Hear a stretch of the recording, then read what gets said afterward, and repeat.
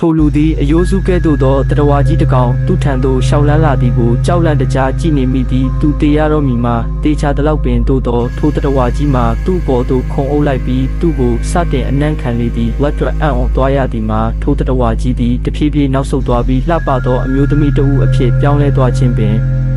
ထိုမျိုးသမီးကစောင့်ကြောက်ထိုင်ချလိုက်တော်လဲလက်တမမူကြောက်လန့်လွန်း၍မလုံးမရှက်တောင့်ခံနေမိသည်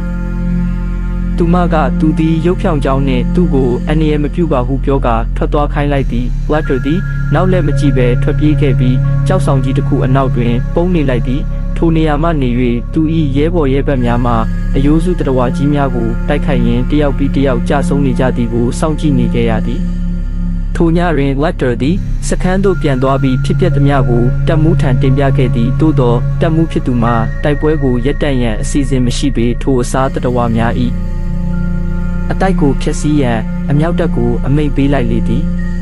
ခြိုင်ဝမ်းတစ်ခုလုံးတရဝါများ၏ဆူဆူဝါဝါအော်ဟစ်တန်များလွှမ်းမိုးသွားပြီးဝတ်တော်စိတ်ထဲတွင်မတင်မကျဖြစ်ကာစိုးရိမ်စိတ်များတိုးလာခဲ့သည်မကြာမီမှပင်ထိုတရဝါများကပြန်လည်တုံ့ပြန်တိုက်ခိုက်လာကြသည်ယင်းတို့သည်လူစီကားသောတင်မောချင်းတို့ပြေးဝင်လာကြပြီးဖြစ်ပွားခဲ့သောတိုက်ပွဲအတွင်းစစ်သားပေါင်းများစွာတေဆုံးခဲ့ရသည်လက်တော်သည်သူ၏တပ်မှုမှတရဝါတစ်ကောင်၏ပိတ်ဆို့ခြင်းကိုခံရသည်ကိုမြင်သောကြောင့်ဘရက်ကိုကူညီရန်ပြေးသွားခဲ့တော်လဲသူ၏အထက်လူကြီးမှာအလောင်းဖြစ်နေသည်ကိုသာတွေ့လိုက်ရသည်လက်တွေသည်ဌာနချုပ်သို့အခြေအနေကိုချက်ချင်းအစီရင်ခံခဲ့တော်လဲထိုအထက်လူကြီးကိုယ်တိုင်ကတရဝါတစ်ကောင်ဖြစ်နေသည်ကိုမူသူမသိရှိခဲ့ပေ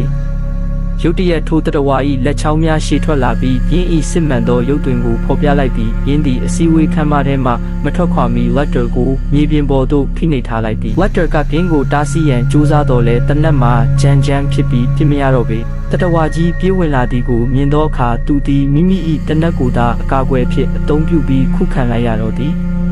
ထိုတရဝါကြီးကသူ့ကိုစားတော်မီအချိန်မှပင်နားမလည်နိုင်သောအတန်တစ်ခုထွက်ပေါ်လာသည်ထိုတရဝါသည်တစုံတစ်ခု၏လမ်းညွှန်မှုကိုခံရတဲ့ကဲ့သို့မှန်များကိုခွဲထွက်ကာမြို့လေခေါင်စီသို့ပြန်တန်းသွားလေတော့သည်